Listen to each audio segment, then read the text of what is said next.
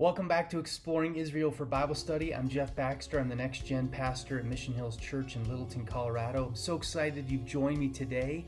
I love showing off Israel, the Holy Land, the places where Jesus, the disciples, all those Old Testament characters lived and grew up and served God.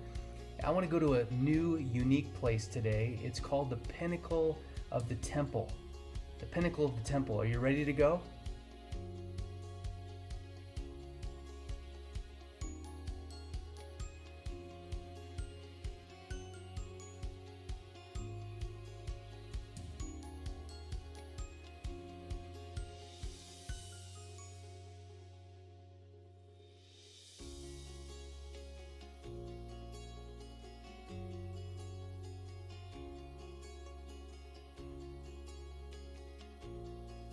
Okay, the Pinnacle of the Temple. So many events took place here I want to tell you about. The first one I want to share is from Matthew chapter 4, and other gospel writers share the same story. But this is the story when Jesus is being tempted in the desert by the devil. And do you remember what happens? The devil takes Jesus to the pinnacle of the temple.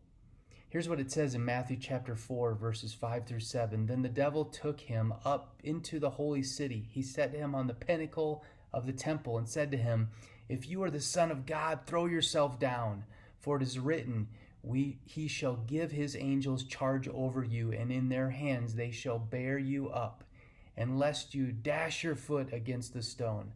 So Jesus said to him, "It is written again, you shall not tempt the Lord your God." So we don't know for sure whether he literally went to the pinnacle of the temple or if it was in a vision. We don't know that exactly, but we do know that there is a pinnacle of the temple. It's the top of the building. It's the place where it's the highest place. And this is the place in Jerusalem that you can go to just to the right-hand side, just to the south of the Western Wall. There is a pinnacle of the temple. It's the southwest top of the Temple Mount. Now, the current Temple Mount today obviously is not the original in some places. It's been built back up over time. It'd be a little lower, but it'd still be very, very high. In the 1960s, excavations took place around this area of the temple that you can go to today and see it. And there's an inscription found in a stone there that can be translated into the place of trumpeting. The first part of it referred to the place. The second part is trumpeting or blasting or blowing. So it's been translated to the trumpeting place. Well, what's the trumpeting place? The trumpeting place is the place where the priest would have gone to the highest place to sound the shofar for different festivals, different Jewish events that would have taken place. And it's this place just above Robinson's Arch of the southwest corner of the temple, where the shofar of the priest would have sounded, especially around Passover. He would have gone to the top and he sounded the shofar at the exact time where the sacrificial lamb, the perfect lamb, would be sacrificed. And at 3 p.m. in the afternoon, it took place. Well, isn't it interesting that Jesus, who would have been taken here, tempted by the devil, if he literally did go to this spot, tempted by the devil to cast himself down and die, Jesus obviously didn't do that, and he used scripture to combat the devil in that spot. But isn't it interesting that the very spot where that temptation took place is the very spot where the priest would sound the shofar to declare that the Passover lamb be slaughtered for the forgiveness of sins. And Jesus would be that Passover lamb who would be killed for the forgiveness of sins on a cross and then rise on the third day. Now, 30 years later, after Jesus would die on the cross as the perfect sacrificial lamb, his half-brother James, you can look up James in Matthew chapter 13, verse 55, or John chapter 7, verse 5. We realize that there are hostile people that wanted to take out Jesus and take out his family.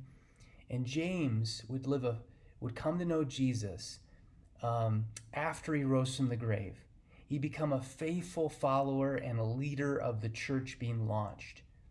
And 30 years later, a mob would take James to the top of the corner of the pinnacle. and force him to renounce his faith in Jesus, as the historians and the church fathers have declared and written about. And they cast him off the pinnacle, the same spot where the priest would sound the shofar, where the devil would tempt Jesus. In the same spot, they cast him off the top. And history tells us that he didn't die, but the mob came in and stoned him to death. And James would be a martyr of the faith, of Christianity, of following after the way, Jesus, the Messiah. Church historians have written about this, which affirms that this is the place where James would have died a martyr's death. Well, the pinnacle of the temple is an amazing place in Jerusalem to visit because so much history happened here. It's the kind of place you have to push pause, take a moment to reflect on what happened right here, and you're just amazed by the fact that Jesus could have been right there. James certainly was there. The priest sounding the shofar for the sacrificial offering of a lamb took place there every year at Passover. It's an amazing place to visit. Until next time.